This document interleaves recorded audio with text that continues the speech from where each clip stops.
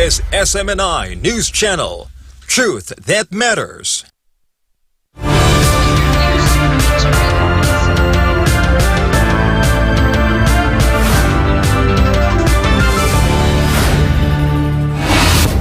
In today's headlines, in an exclusive interview, a Filipino who was in Ukraine when the war started shares how the war began to current situation and war was the Philippines could face a similar fate if it continued to align closely with the United States. Meanwhile, the United States is allegedly employing a double-talk tactic toward China in their foreign policy. According to a political commentator, this approach involves making contradictory statements or actions to achieve strategic goals. The commentator also suggests that the Philippines appears to be adopting similar strategy. Also tonight, the number of individuals affected by the continuous eruption of Kanlaon Volcano has risen. However, OCD Region 6 has no plans for forced evacuation yet.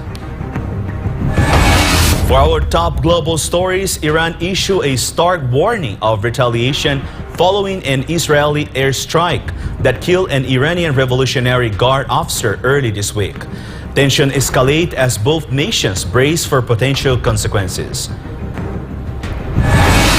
And the Prime Minister of Japan is considering visiting Mongolia for talks over North Korea as tensions between the two neighbors escalate. I'm Deivid Lira. Newsline World starts now.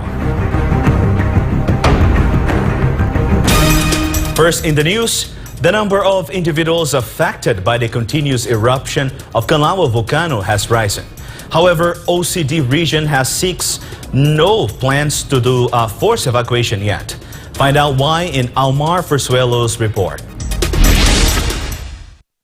The number of affected families has increased due to the ongoing eruption of Kanlaon Volcano in the Negros Islands. Based on the data from the National Disaster Risk Reduction and Management Council or NDRMC, as of 9 a.m. Thursday, June 6, over 600 families or more than 2,000 individuals have been affected by the volcanic activity of the said volcano. The number of affected barangays has risen to over 20, while the affected areas remain at 2 regions, 2 provinces, and 6 cities or municipalities. Because of this, about 1,000 individuals are now temporarily taking shelter in 8 evacuation centers. In an exclusive interview with SMNI News, Cristina Mayor, Information Officer of the Office of Civil Defense or OCD6, said that although they have recorded incidents of lahar flow, they have not yet implemented forced evacuation of the affected residents. As of now, ang apektado ng flow ng lahar is only 1 town. 2 barangays in La Castellana. These are Barangay Biak na Bato and Barangay Kalapnagan. Wala pa pong nangyayaring forced evacuation sa mga lugar na to, considering na yung affected ng lahar natin is yung 4 na waterways nila. So hindi po yung lahar pumunta sa mga kabahayan. However, due to the rains, they are advising residents to temporarily evacuate to avoid accidents. Usually, during the summer, yung thunderstorm advisories natin ranges siya from 4 to 10. Let's say 5 to 10 thunderstorm advisories in a day. Pero ngayon, nakakaabot po tayo ng thunderstorm advisory number 20, number 18. So ganun po kadalas yung pag-ulan. Kaya it is highly recommended na yung sa mga along the waterways, magsilikas muna. She emphasized that their disaster preparedness plans have long been in place, which is why the response groups were able to respond quickly. Negros Occidental has always been ready for this eventuality. In fact, as early as they are constantly updating their disaster preparedness manual. Yung last update natin is 2021, and doon pa lang sa manual na yun nakalagay yung mga response mechanisms nila from the barangay level. So ito yung tinitingnan natin na rason kung bakit naging mabilis yung pagresponde ng mga response groups natin. Meanwhile, Civil Defense Administrator Undersecretary Ariel Nepomuceno said that their regional counterparts at the Office of Civil Defense or OCD in Western and Central Visayas continue to collaborate with all concerned agencies and local governments for the implementation of the response protocols and possible additional support for God and my beloved Philippines. Almar Fersuelo, SMNI News. To prevent the criminals from recycling, then the PDEA destroyed over 9 billion pesos worth of illegal drugs. Meanwhile, the spread of magic mushrooms poses a significant challenge for the agency. Almar Fersuelo is back for more news. Over 9 billion pesos worth of illegal drugs were destroyed by the Philippine Drug Enforcement Agency or PDEA at an integrated waste management facility in Barangay Aguado, 13 Martires City, Cavite on Thursday. Among the items destroyed were over a ton of shabu seized at a checkpoint in Alitagtag, Batangas last April. The destroyed illegal drugs were evidence collected from various anti-drug operations conducted by PDEA, PNP, and other law enforcement units. Before destruction, chemists performed a color test or Simon's test on the evidence to verify its authenticity. After examination, the illegal drugs were incinerated twice. First, they were placed in a chamber heated to over 600 degrees Celsius, then transferred to a second chamber reaching over 1,000 degrees Celsius. According to Deputy Director General for Operations, Assistant Secretary Renato Gumban, this method ensures the drugs are reduced to ash and can no longer be used. These illicit substances must be destroyed once and for all. Their ultimate end means that they will never again fall into the wrong hands and sold as commodity. Following this, Asek Gumban stated that PDEA will not cease pursuing those who use and sell illegal drugs in the country. Again and again, we will continue to go after drug personalities. Every drug sale and possession and facilitate destruction activities like this until we have finally severed the cycle of illegal drug trade. Meanwhile, Assistant Secretary Gumban disclosed that a new type of illegal drug derived from mushrooms possesses a significant challenge for PDEA. The official explained that Japan provided them with information regarding this drug. Sinabihan lang kami ng Japan na mayroong magic mushrooms na galing ng Pilipinas. Raw ang pinadala doon, in-extract nila yung may chemicals na in-extract doon sa mushroom. Tapos i-mix na nila yun sa mga candies, lahat-lahat. Due to this information, PDEA is now targeting mushroom growers and considers these mushrooms as dangerous drugs. Dahil sabi ng Japan, galing sa Philippines yung mushroom. Kaya yung tinatarget natin, yung mga kung sino nag-grow na yan ng mushroom, kasi pwede mo i-grow yan sa loob lang ng bahay. Kinukonsider na namin yun na part siya ng dangerous drugs. Last May, authorities in the province of La Union arrested 7 individuals selling magic mushrooms, which naturally contain chemicals that are strictly prohibited by law. For God and my beloved Philippines, Almar Fersuelo, SMNI News. Along with the surge in the number of unemployed Filipinos for the consecutive month, the number of those seeking additional job and work hours also spiked in April. However, economists say employees can no longer afford for hiring full-time workers due to the country's economic conditions. Jason Rubrico will tell us more. Although the number of employed Filipinos increased in April, the number of unemployed also continued to rise during the same month. From 2 million unemployed in March, it increased to 2.4 million in April, according to data from the Philippine Statistics Authority or PSA. Most of the unemployed are in the agriculture sector. Karamihan dito ayun nga yung crop farm laborers. So they are in the farms. So in a way, whether yung production, kasi nakita natin yung production natin ng first quarter sa crops in particular bumaba. So pwede na dahil sa impact nung El Nino, because the production was lower, you have that decrease also in employed, no? The number of underemployed Filipinos or those seeking additional working hours or looking for another job to increase their income also increased in April. Underemployment increased in the wholesale and retail trade sectors, agriculture, particularly the coconut industry, and restaurants. According to the PSA, many Filipinos are not being hired as full-time workers. Minsan, dahil yung demand ay hindi ganun kataas, pwede nga na yung workers niya ay magkakaroon siya ngayon ng adjustment sa mga schedules. Kaya doon nagkakaroon ng impact ang tinatawag nating underemployed. No? So basically, it depends on the demand nung product ng ating firm. No? But for an economist, one of the issues seen is that employers, especially small business owners, cannot afford to hire full-time workers due to the country's economic condition. Hindi sila maka-afford na makapag-hire ng mga full-time na mga manggagawa, kundi puro part-time na lang. Kumbaga, mas maiksing oras lang yung kaya nilang mabayaran doon sa kanilang mga empleyado na hinahire. Dahil nga sa kondisyon ng ating ekonomiya na nagmamahal po lahat ng presyo ng bilihin. Dr. Michael Batu specifically pointed out that the high cost of production due to expensive inputs, particularly electricity, is making it difficult for employers. Nagba-brown out na, ang laki pa ng binabayaran mo sa kuryente, hindi pa napaka-miserable nun.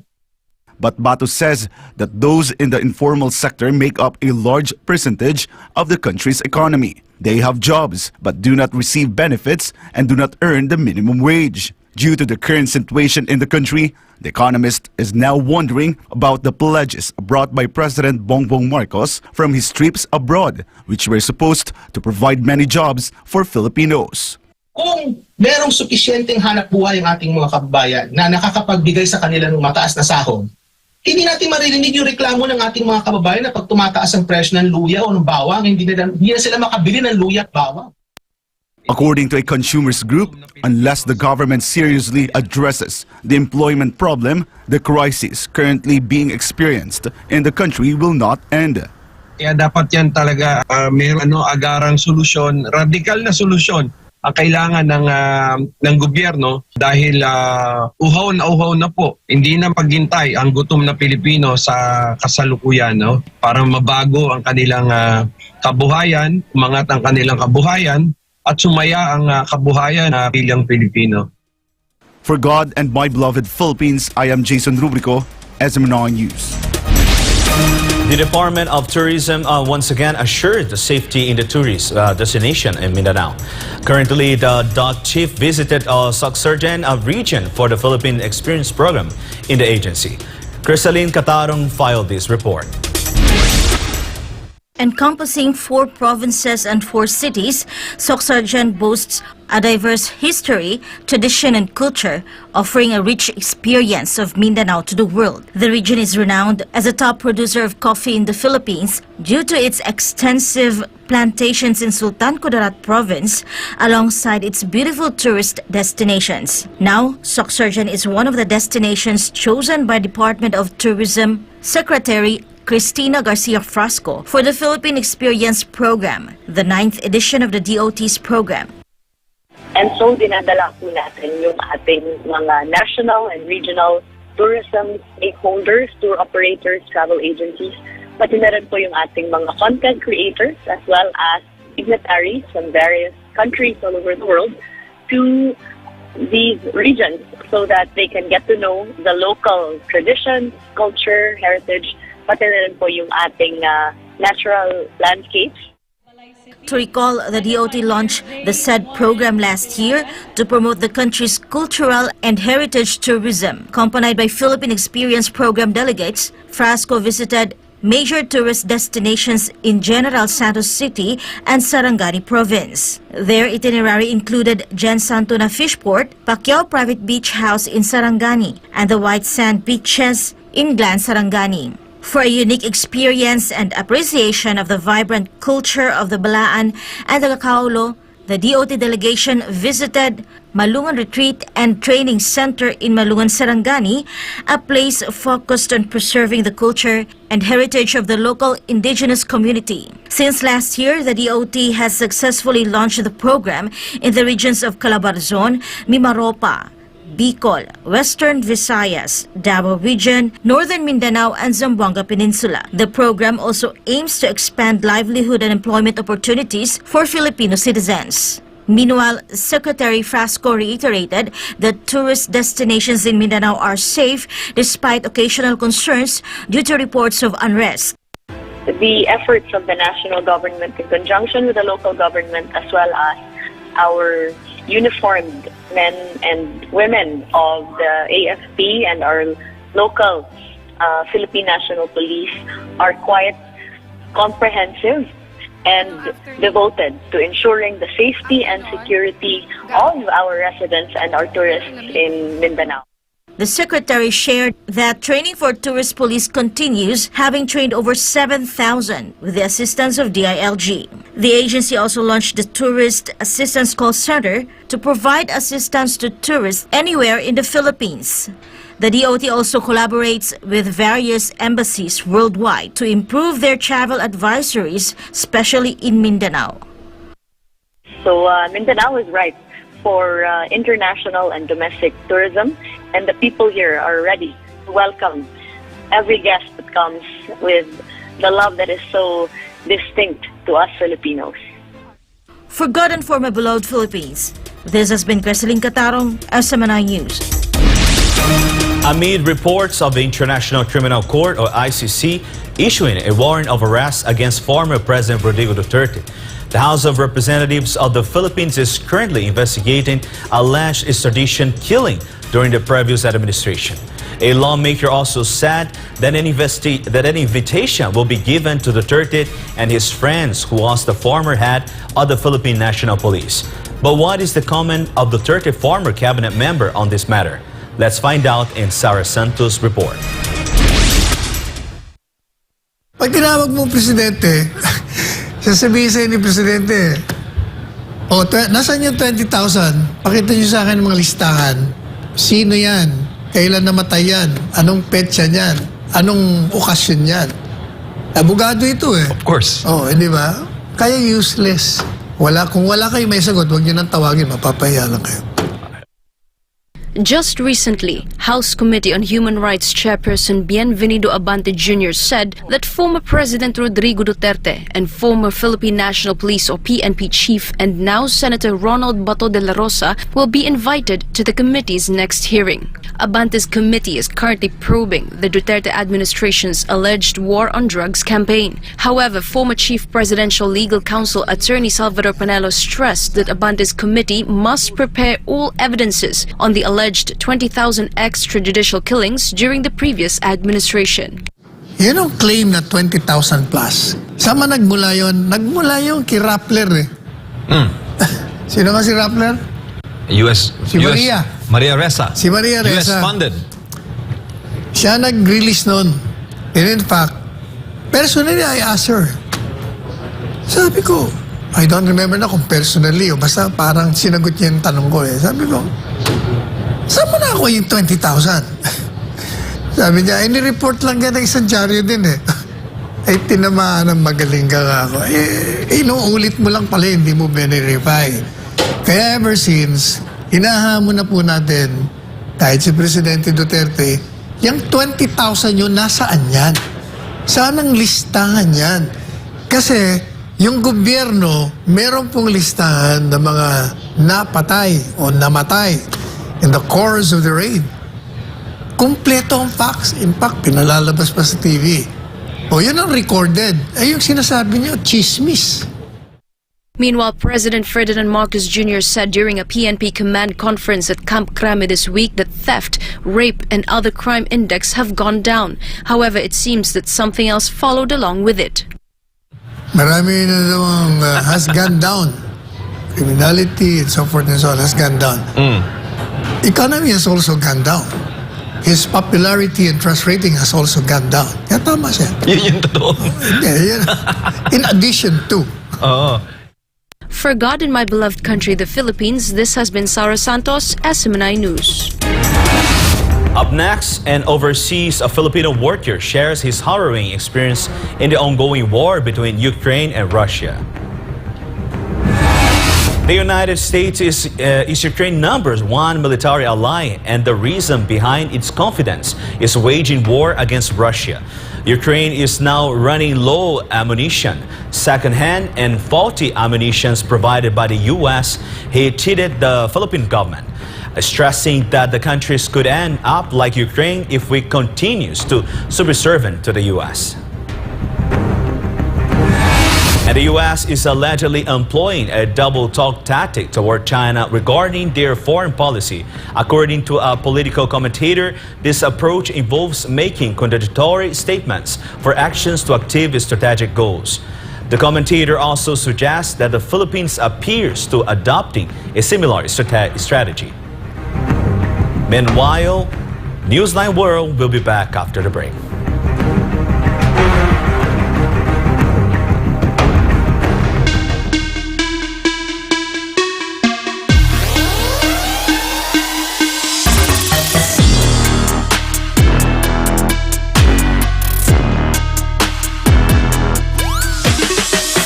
Kwentuhan ng Banateros tuwing Lunes hanggang Huwebes, live dito lang sa SMNI.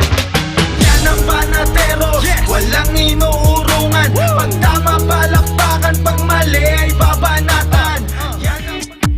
Magandang umaga Luzon, Visayas, Mindanao. Maayong buntag mga kapartner. Magandang araw sa buong mundo. Magandang araw Pilipinas. Ito ang Pulso ng Bayan. Hihimayin ang mga pangunahing issue sa ating bayan. Susuriin ang mga kinakailangang malaman ng taong bayan. Aalamin ang pulso ng bawat Pilipino sa mga pangyayari sa ating lipunan. Pulso ng Bayan, alas 7 hanggang alas 9 ng umaga, tuwing Lunes hanggang Biyernes. Kasama ang spokes ng Bayan, Attorney Harry Roque, Admar Vilado at Jade Calambroso. Dito lang sa SMNI.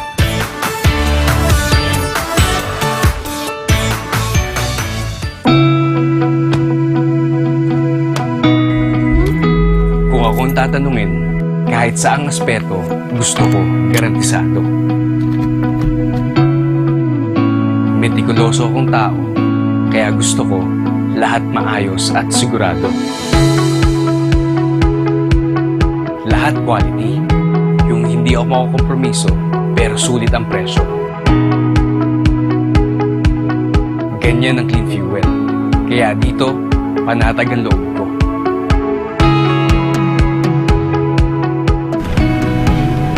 Magandang umaga po, sir. Full tank po. Full tank.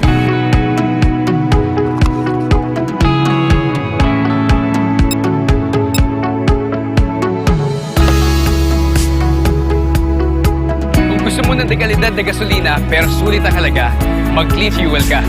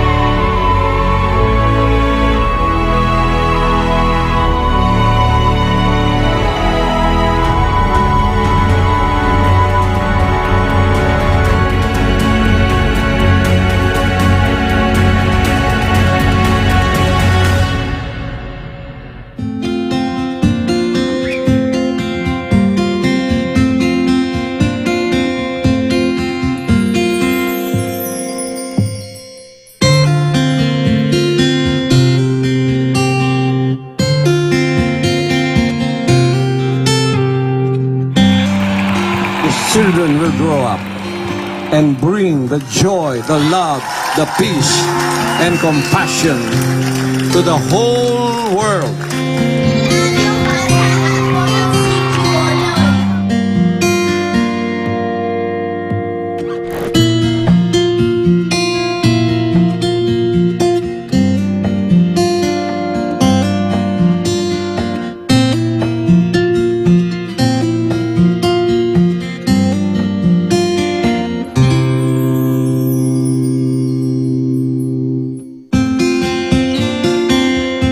We only have one planet. We only have one Earth. And I hope that this new generation of children that we have reached out will become millions and billions and bring peace on Earth. Bring peace to humanity.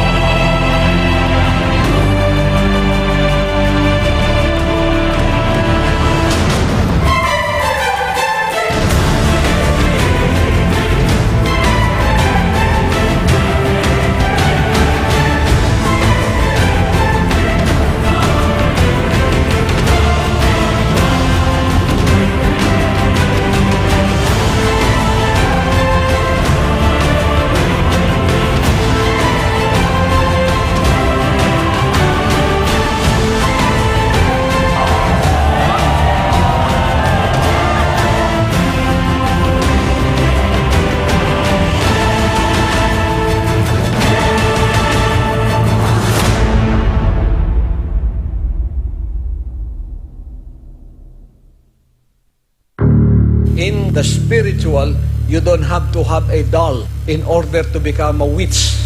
When you psychologically hurt someone, you are a witch. You know how a witch is hurt spiritually? A cold shoulder, mental abuse, physical abuse is witchcraft. Soul winners are not like that. Soul winners are winning souls through love, peace and joy, meekness, gentleness, goodness, kindness. Whether you are on the first, second, or third level of spiritual growth, we are all participating in the same body. We have a care for everyone in the body. Whether you are part of the feet, which is the lowest of all, whether you are in the hand, or whether what part you are, one to another, there is participation of love. That's why Jesus Christ said, love one another, that the world may know you are my disciples.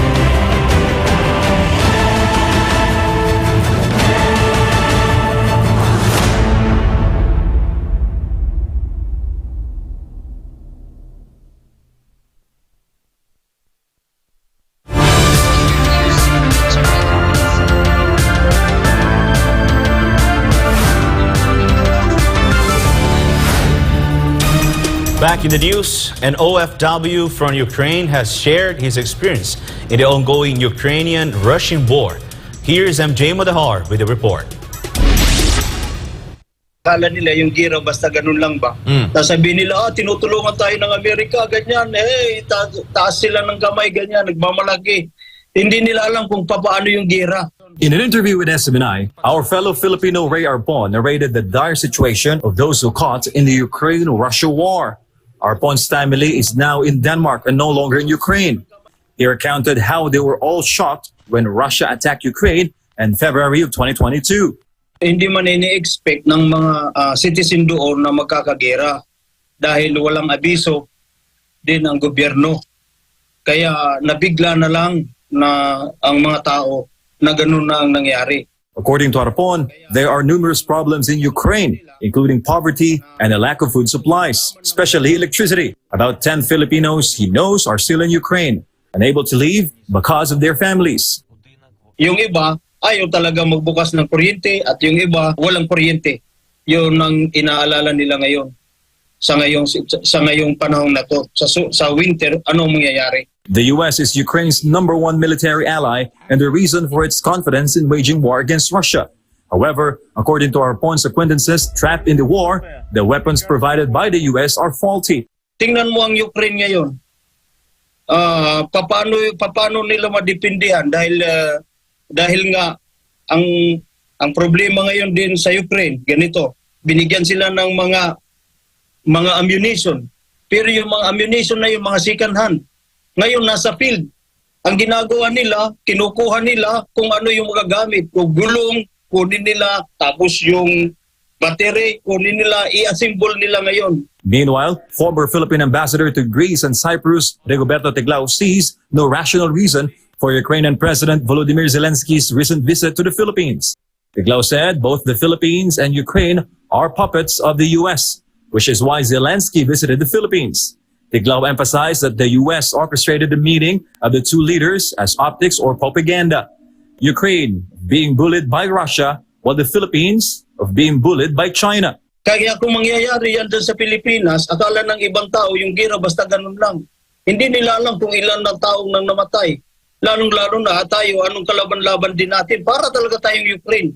Magiging pangalawang Ukraine tayo sa Asia kung yun ang mangyayari. In the end, upon calling the government not to be swayed by the U.S. into going to war with China and made the plight of Ukraine, still a victim of incessant fighting, serve as a lesson. Kaya hindi nga dapat na ipaliwanag, tingnan na lang nilang sitwasyon doon sa Ukraine. Kung ilan na ang tao ang namatay, ilang na ang mga magulang na hiwalay sa kanilang mga anak, na hiwalay sa kanilang mga asawa, ilan na ang mga namatay din na mga bata, mga matatanda, walang pag-asa, yung wala na mga bahay. For Government of Philippines, MJ Mondihab, SM9 News.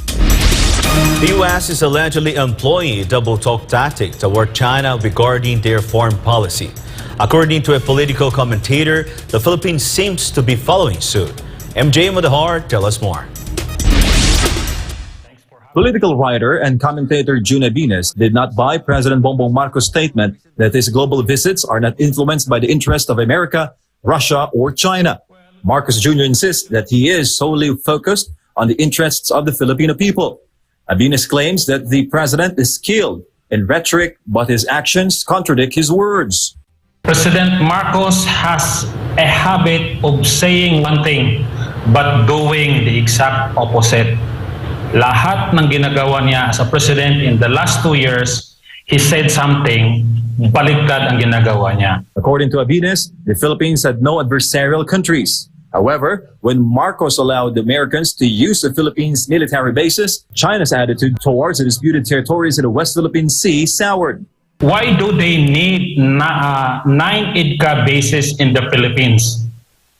Tapos bakit nila tinatago yung mga military bases nila sa mga syudad? Bakit hindi sila pumunta ng island na walang tao? So they are not really here to deter China.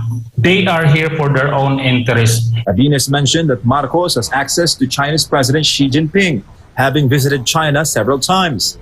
But because of the U.S. military presence in the Philippines, the current administration's relations with other claimants to the disputed territories might deteriorate. Thus, the U.S. double-talk tactic with China seems to be adopted by the Philippines.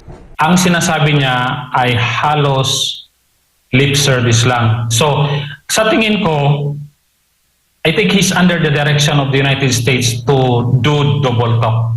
Abines asserts that the U.S. is the #1 two-faced country. It is a tactic of those greedy for power and advantage over others. Kasi as we speak, mismo ang United States double talk din. They attack China, then they kiss China. They attack and kiss. Ayun, ganun din ginagawa ni BBM. Atake, kunyari, tapos maging friendly naman. Abines hopes for a policy shift in the Marcos Jr. administration. He suggests using bilateral negotiations instead of megaphone diplomacy with China regarding the West Philippine Sea. Yung United States, marami na silang economic na mga favor na nakuha sa China. Tayo, we are totally shut out. Tayo ang naiwan kasi ang China is producing very affordable and good technology na hindi na natin makikinabangan. For Government of Philippines, MJ Mondihab, SM9 News. Stakeholders were reportedly not consulted about the tariff reduction recommended by the National Economic Development Authorities or NEDA. This emerged during discussions between Senator Ime Marcos and a group of farmers in Nueva Ecija. More of this report from Margaret Parcasio. Senator Ivy Marcos and the farmers group SINAG have strongly opposed the National Economic Development Authority or NEDA's recommendation to reduce the rice import tariff to 15%. According to both parties, no consultation occurred with the agriculture sector, particularly with local farmers. This was the main topic in a roundtable discussion with farmers and other agricultural stakeholders held at the Philippine Rice Research Institute in Nueva Ecija. Ang proseso talaga tuwing magbabagsak ng taripa ay konsultasyon muna sa lahat ng sektor. Kaya nagulat ako kasi ni isang sektor ang nakakausap, biglang naglabas ng ganong pahiwatig. Sabihin man nila na rekomendasyon to, nakikita naman natin na yung rekomendasyon bigla ang nako-convert at naisa sa batas. Kaya kinakabahan kaming lahat. Rosenda So, chairman of the Farmers Group SINAG, said the farmers were surprised by NEDA's decision to lower the tariff to 15%. Under normal procedures, a consultation should be first conducted, followed by a presentation to the Tariff Commission before NEDA makes a recommendation to the President. So there is also a concern that lowering the tariff could push the countries from which we import rice to increase their prices due to higher demand. Remember, binaba nila yung tarifa 3 years ago yun sa non-ASEAN from 50 to 35%, no? Pero ang ginawa lang ng India and Pakistan, tinaas din yung presyo, no? So, ang sabi namin, kung ganun ang mangyayari, itataas ng Vietnam and Thailand yung presyo, parang sinubsidize natin yung farmers galing sa Vietnam at Thailand. Dahil binaba natin yung tarifa rito, tataas din nila yung presyo. Moreover, the senator was surprised why the tariff reduction is set until 2028. She pointed out that sudden tariff reductions are only done as emergency power for emergency situations. Ang pagkaalam ko, lagi yan for a period of 6 months to 1 year because it's a mere emergency measure. Anong klaseng emergency measure ko? Ito, hanggang 20. Parang linibing mo na yung local farmer ng 4.5 taon. Wala nang pag-asa yan, sinukuan na natin sila. Hindi na siya emergency, maglilimang taon. Tama ba yun? The senator also stated that it is not yet time to investigate this issue. She, however, challenged NEDA to release a cost analysis to determine if rice prices in the country would indeed decrease with the tariff reduction. Hindi pa siguro panahon na mag-imbestiga. Unang-una, sinabi nila na yun. Tapos sabi na, rekomendasyon lamang. Siguro naman, mamayang hapon, ang kanilang sasabihin, pakikinggan kaming lahat. This has been Margaret Parcasio reporting, your Global Citizens Correspondent for God and my beloved country, the Philippines. After the issue in Bamban, Tarlac, the Presidential Anti-Crime Commission operations against illegal POGO activities shift to Porac, Pampanga. In this latest operation, 158 foreign nationals that have been victims of alleged torture and sexual trafficking were rescued. Margot Gonzalez has the report. The list provided by the Philippine Amusement and Gaming Corporation, or PAGCOR, to the Presidential Anti-Organized Crime Commission, or PAOC, indicates that 402 Philippine offshore gaming operators, or POGOs, have already been cancelled, yet over 100 of them are still operating. This is now the focus of PAOC's efforts. Following the operation in Bamban, Tarlac, they moved on to a POGO hub in Porac, Pampanga after receiving video footage and information of torture and sex trafficking at the POGO hub there. According to PAOC spokesperson Dr. Winston Jean Casio, the information has been confirmed by the Commission, prompting them to visit the location. May mga na-receive po kami mga videos na di umano may mga torture victims ng mga kalalakihan at kababaihan dyan po sa Lucky South 99, dyan sa may Grand Palacio Royal, dyan nga po sa Porac, Pampanga. Meron din pong video ng isang babae na di umano'y, siya yung butubad doon sa video, na di umano'y siya pinasasayaw para ibenta online. At lahat daw po ito ay nangyayari dyan sa Lucky South 99. Dahil po doon kami nagkasa ng ilang mga sinatawag natin mga surveillance at na-confirm nga po namin na validate na may ganoon nga po mga pangyayari. According to the report, this POGO hub has the worst and most notorious reputation.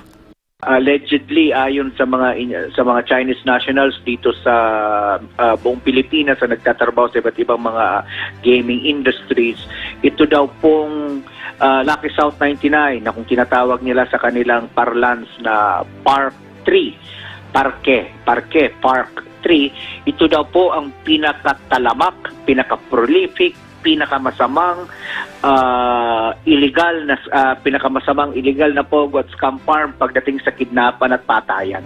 Kasha stated that they have rescued a total of 158 foreign nationals there. They have also rescued some Filipinos. Most of the rescued foreign nationals are from China, Vietnam, Malaysia, and Myanmar. 158 na po as of ngayon. Nung initial po ay 157 foreign nationals po yan at saka 29 na Filipinos. Pero kahapon may nadagdag na 7 mga Filipino na nakatakas doon sa compound at kaninang madaling araw may nadagdag na isa na namang Chinese national na bugbog sarado. Nakatakas kanina madaling araw dyan sa compound na yan. In fact, hindi lamang siya bugbog sarado. Nakaposas po siya at kanyang sinira yung kama kung saan siya nakaposas kaya siya nakatakas. The victim of the alleged torture in the video was not rescued by PAOG and was already dead. The commission admitted that it's difficult now to gather evidence regarding the victim's death. Sa kasamaang palad, kami po ay nakatanggap ng mga reports na yung lalaki na pinagbubugbog doon sa videos na naging basis din po ng aming pagsagawa ng operasyon na ito ay namatay na po. So amin pong hinahanap ang kanyang katawan pero kami rin po ay nakatanggap ng report sa kasamaang palad ang kanyang katawan po ay cremate. So medyo mahirapan no, siguro tayo makahanap ng ebidensya kung pagdating doon sa pagkapatay sa kanya. Maliban na lamang kung ating mahuhuli at may makakapagturo kung sinong pumatay sa kanya. For God and my beloved Philippines, this has been Margaret Gonzalez, SMNI News. The Bureau of Immigration seeks to deport the arrested 37 Chinese nationals allegedly involved in illegal activities in Paranaque City. According to BI, such activities cannot be tolerated, especially when they violate our country's law. Margaret Gonzalez is back for more news. The Bureau of Immigration or BI arrests 37 Chinese nationals in Paranaque City for involvement in illegal activity. According to a report, the BI Commissioner Norman Tencinco, the Chinese nationals were apprehended inside a multinational village in Paranaque.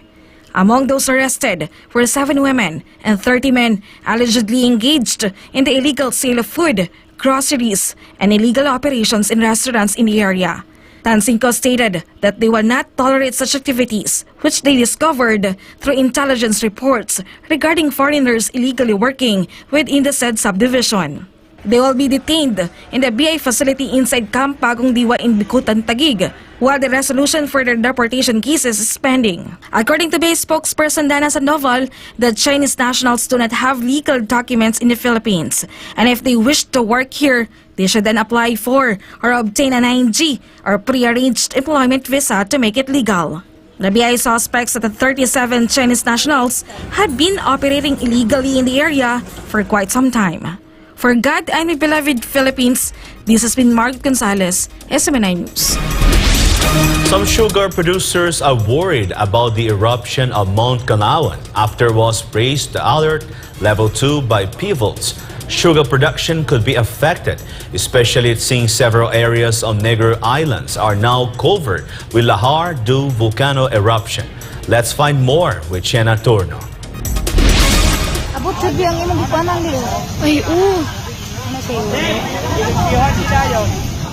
A resident captured on video of a muddy stream flow of Lahar from a bridge in Sitio Mananawin, Barangay Masulog in Negros Oriental, Wednesday, June 5th.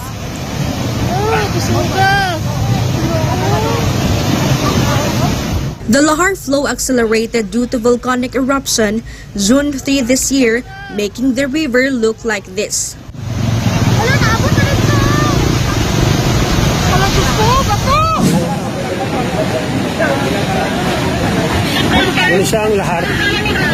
A road in Sitio Calapnagan, Municipality of La Castellana, was closed to all vehicles due to the mud flow, while Lahar continues to flow in the river. According to the latest data from the National Disaster Risk Reduction and Management Council, more than 2,000 individuals have been affected by the volcanic eruption. Besides that, sugarcane farmers are also worried if the volcanic ash emissions intensify. According to the Confederation of Sugar Producers Association, the ashfall has a significant impact on sugarcane crops. Mamamatay yan. If too much asphalt, mamamatay yung tubo. Yun, damage yan talaga. Negros Occidental is known as the sugar capital of the country because 65% of the sugar production comes from there. They fear their province might suffer the same effects and damage caused by the eruption of Mount Pinatubo in the past. If the eruption of Mount Kanlaon worsens, sugar production will surely be affected, impacting its market price. Definitely, lahat maapekto po. Garantisado yan. Very concerning sa amin po, taga Negros. We're really scared. We hope it's not going to be the same. I hope the volcano has gone back to sleep. The Sugar Regulatory Administration or SRA has also confirmed that highly acidity levels have been detected in sugarcane leaves and farm soil due to the ashfall. SRA Administrator Pablo Ascon stated that the acidity level in sugarcane crops should only be at neutral pH level of 7. However, it is now at 4.4 pH in the sugarcane leaves and 5.06 pH in the ground soil. Due to this, soil rejuvenation is needed to restore the normal condition of sugarcane crops.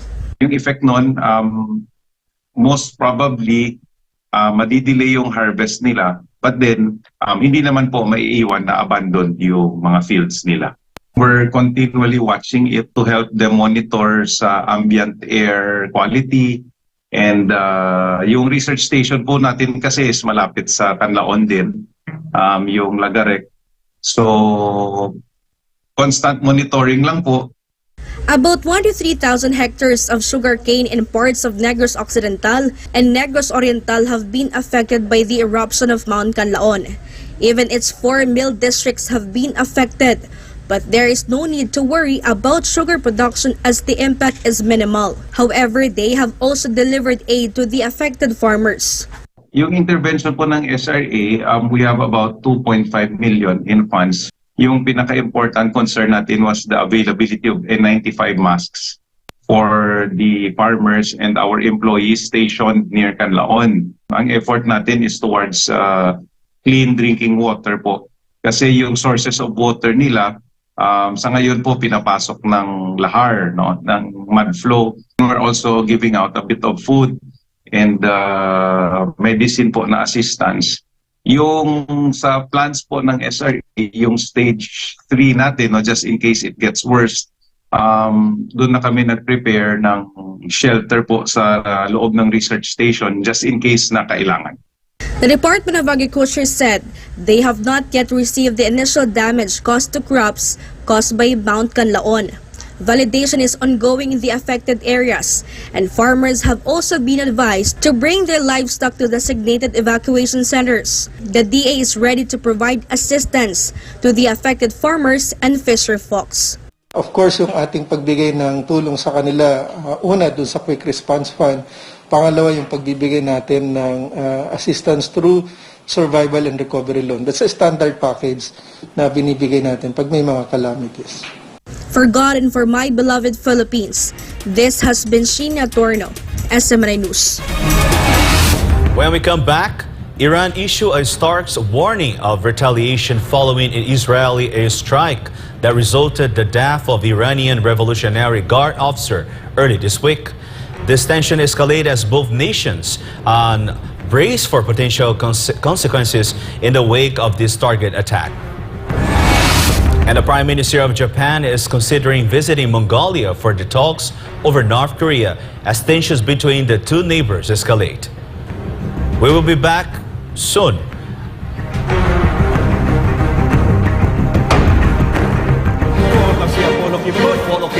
Pastor Apollo Kibuloy. Kibuloy is a threat to peace and order in the country.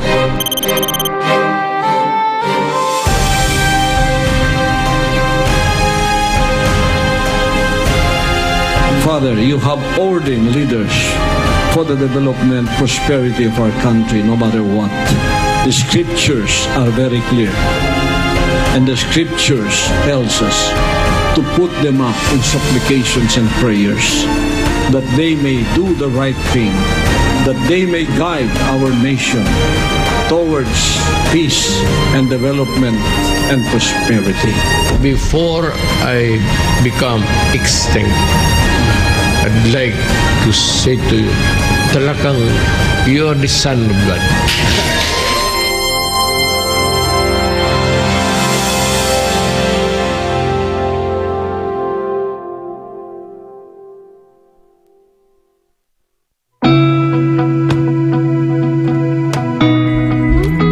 Kung akong tatanungin, kahit saang aspeto, gusto ko garantisado.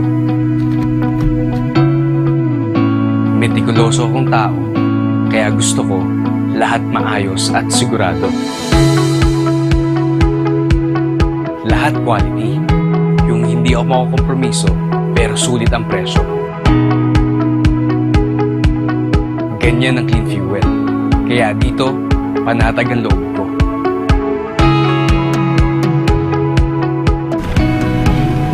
Magandang umaga po, sir.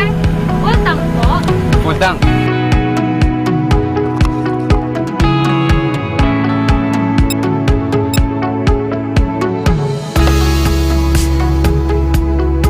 Kung gusto mo ng dekalidad na gasolina pero sulit ang halaga, mag-clean fuel ka.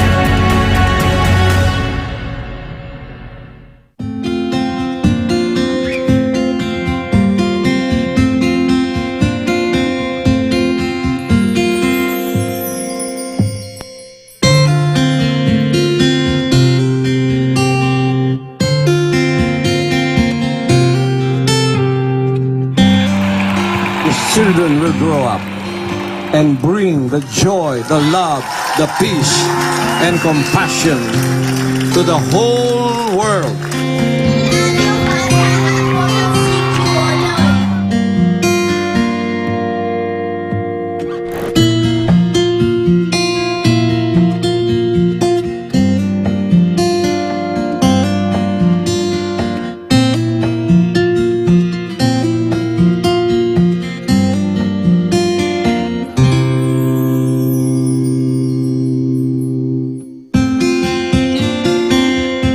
We only have one planet. We only have one Earth.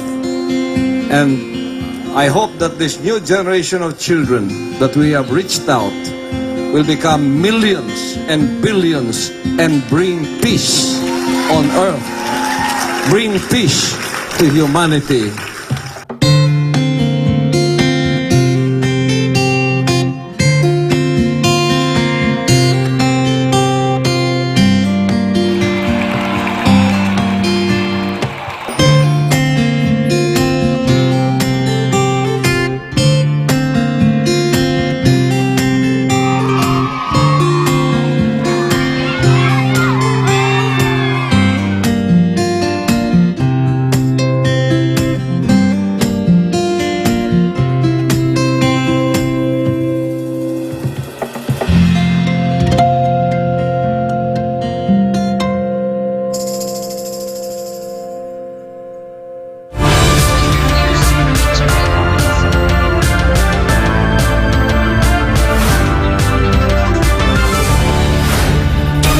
Back in the news, a man in Mexico became the first non-human case of a person who got infected and died from bird flu virus. More details of this story from Fred Veloso. The World Health Organization confirmed that a 59-year-old resident from Mexico was indeed the first human to have died from an infection caused by a subtype of avian influenza after contracting the virus a few weeks ago. The Mexican resident was infected by a strain of the influenza A virus known as H5N2, according to the World Health Organization. It is the first time a human got infected and died from this type of influenza A strain. The H5N2 and another strain known as H5N1 have affected domesticated and wild birds around the world, with all continents already infected including Antarctica. It is still unknown how the person got infected with the bird flu virus. The Mexican man developed symptoms like fever, shortness of breath, diarrhea, nausea, and general discomfort. He was bedridden in Mexico City for 3 weeks and later died due to complications from the infection. The bird flu virus has killed millions of birds around the world, not only those infected, but even those that are potentially exposed to the deadly strain. I'm Federico Veloso, your global citizen correspondent for SMNI News. Australia's cyber safety regulators dropped charges against Elon Musk's X platform over the posting of a church stabbing video that went viral in April. Tricia Molina has the news. A legal battle that sparked a war of words between Elon Musk and Australia has finally come to an end. The charges centered on a 16-year-old boy's brutal stabbing of a bishop at a Christian church in the Sydney suburb of Wakeley in April, which was captured in a live stream. The incident not only caused fear and chaos in the community, but also sparked a censorship debate. Dozens of riot police were deployed after hundreds of protesters gathered outside the Syrian Orthodox Church and demanded that the authorities release the attacker and hand him over to them to exact revenge. The incident, described as a terror attack, went viral on social media. Australia's e-safety commissioner, the country's independent regulator for online safety, asked Elon Musk's X platform to remove the videos and heed the federal court's request, as well as warned of hefty fines. However, the X platform geo-blocked the posts containing the video, meaning Australians could not access them, but global users could still see them. Australian Prime Minister Anthony Albanese described Elon Musk as an arrogant billionaire for not following the court's request, which could harm the city's image. Musk's company, on the other hand, raised free speech and jurisdictional concerns over the takedown order and branded the move by Australia's independent regulator as an unlawful and dangerous approach. X's Global Government Affairs team said they were heartened to see that freedom of speech has prevailed after Australia's independent regulator dropped the case. Reporting, this has been Tricia Molina, SMNI News. Iran warned to retaliate after an Israeli airstrike killed an Iranian Revolutionary Guard officer early this week. Melchizedek Cadiz files this report. Assalamu alaikum. Another member of the IRGC, a branch of the Iranian Armed Forces, died from suspected Israeli airstrike earlier this week. The incident urged the Islamic Republic to hurl a new round of threats to its archenemy, the Jewish state. The IRGC Commander-in-Chief Hossein Salami warned that Israel will pay the price for the death of Iranian military advisor Saeed Abyar. The IRGC Chief Commander attended Abyar's funeral on Tuesday. The missile attack happened in the Syrian city of Aleppo on Monday, right after midnight local time. It is the second strike within a week, and it's taken as a sign of escalating tensions between Iran and its archenemy Israel. The incident happened a few months after a suspected Israeli airstrike killed at least 7 IRGC officials, including a longtime military advisor to Syria. Abyar was the first IRGC personnel to have died from an Israeli airstrike since April.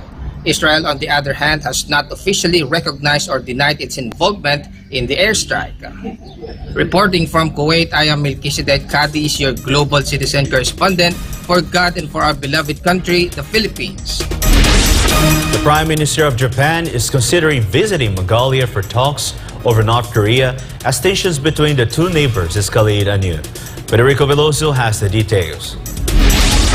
Japanese Prime Minister Fumio Kishida plans to visit Mongolia to discuss a decades-long issue with North Korea. Kishida plans to meet with the Mongolian president and ask for his cooperation in resolving the issue of Japanese nationals allegedly abducted by North Korean agents in the 1970s and 1980s.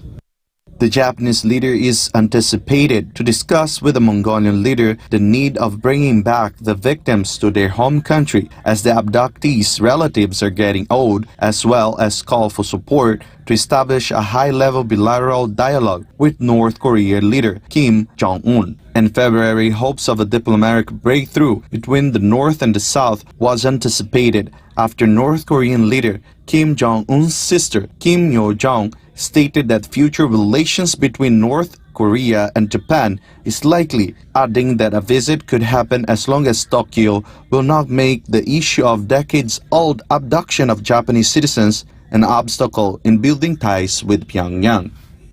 If the trip pushes through, it will be the first time a Japanese prime minister will visit Mongolia since 2016. Tensions between the two Koreas escalated after Pyongyang sent about 3,500 balloons of various sizes across the border with the south between May 28 and June 2. The balloons, which contained rubbish and manure, was a revenge attack after South Korean activists sent anti-North Korean leaflets across the border. Japan has often looked up to Mongolia to act as a mediator in dealing with the abduction issue with North Korea. This has been Federico Veloso, your global citizen correspondent for SMNI News. Thailand officials warn producers of the multi-million-dollar action film Jurassic World not to damage natural resources in the country while filming the next installment of the blockbuster franchise. Chatmogon Pisamay-Gozon has the report. Thailand will soon host another blockbuster movie decades after a Hollywood film made a natural wonder in the kingdom, one of the most famous destinations in the world. The Director General of the Department of Tourism last week said a world-class film crew from Hollywood is preparing to shoot the movie Jurassic World 4 in Thailand. The shooting period will run for about 1 month from June 13 to July 16, 2024. Shooting for parts of the long-running dinosaur series will take place in Bangkok and at national parks in Krabi, Phuket, Phang Nga, and Trang. Hollywood superstar Scarlett Johansson has reportedly been lined up to star in the 7th movie of the blockbuster franchise. The Minister for the Natural Resources and Environment said Thailand was honored to host the filming but warned the producers of the movie to comply with relevant laws and regulations and not to damage the country's natural resources. A big-budget Hollywood movie titled The Beach and starred by Leonardo DiCaprio, filmed in southern Thailand's Maya Bay, made the natural wonder one of the world's most famous destinations, but also gained widespread criticism from local authorities for its environmental impact. Thai officials made the warning after local authorities filed a lawsuit in 2022 over the environmental harm of the Maya Bay. Reporting from Thailand, I'm Chatmongkon Pisamay-Gozon, your global citizens correspondent for SMNI News Channel. The United Arab Emirates was one of the countries that congratulated India on its successful elections, which ran for 44 days. Let's find more with Gratiru Omore. UAE President Sheikh Mohammed bin Zayed Al Nahyan greeted Narendra Modi on his re-election as India's Prime Minister. Sheikh Mohammed said he looks forward to continued collaboration with India after Modi's successful re-election, whom he described as his friend. Modi visited the UAE several times within the past 12 months, while Sheikh Mohammed reciprocated the gesture by visiting India in January of this year for a working visit. Sheikh Mohammed bin Rashid Al Maktoum, Vice President and Prime Minister of the UAE and ruler of Dubai, also congratulated Modi and expressed his trust in his leadership. Leaders from more than 50 countries greeted the Indian Prime Minister, including US President Joe Biden. The Indian Prime Minister is expected to travel to Italy on the 13th and 14th of June, where he will meet Biden and other group of 7 leaders. Meanwhile, Russian President Vladimir Putin was the first international leader to congratulate Modi on the telephone. The influential Indian leader will also travel to Kazakhstan on the 3rd and 4th of July for the Shanghai Cooperation Organization Summit, where he will meet with the presidents of Russia, China, and Central Asian countries. About 640 million voters participated in the elections, which lasted 44 days, according to the Election Commission of India. The UAE and India share decades-long bilateral ties bound by deep mutual understanding. The Gulf nation serves as a second home to more than 3 million Indians. Reporting from Dubai, I'm Gatero Omor, your global citizen correspondent for SMNI News Channel. Indonesia's ambitious plan to relocate its capital is near completion, according to its president. Anissa de Guzman reports. Indonesian President Joko Widodo proudly announced that the construction of Nusantara, Indonesia's new capital, is now 80% complete. It was in January 2022 when the Indonesian government first announced that the country's new capital would be named Nusantara. Indonesian officials explained that the current capital city of Jakarta is congested, polluted, and prone to earthquakes. Jakarta is Indonesia's biggest city and is home to some 40 million, including the metropolitan area. However, the current capital is also sinking, with about 40% of the area below sea level. Indonesian officials assured that the new capital Nusantara in East Kalimantan will be a sustainable forest city that is environment-friendly and aims to be carbon neutral by 2045. The government has invested $35 billion for the project. However, observers believe the funds are just 20% of the total amount needed for such an ambitious initiative. The ambitious project also encountered challenges such as environmentalists who have warned of massive deforestation to build the capital, which could threaten the habitat of endangered species such as orangutans and destroy the homes of indigenous communities. Despite the criticisms, President Widodo is optimistic that the new capital will be inaugurated in August in time for the country's 79th Independence Day. I'm Anissa de Guzman, your global citizen correspondent for God and our beloved country, the Philippines. And before we end, may you be inspired with the words of the Sun.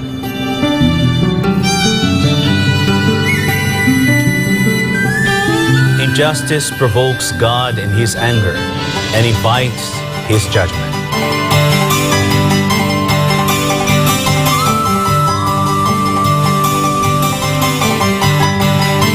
And that's all for today's edition. For more updates, you may visit smninewschannel.com or follow us on our official social media accounts on Rumble, Twitter, Facebook, and Twitter.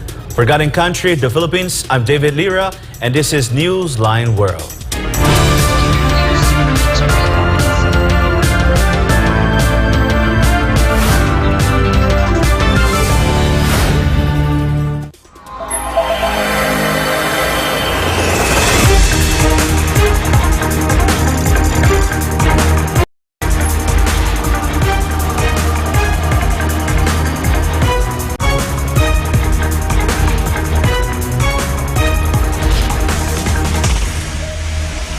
This is SMNI News Channel.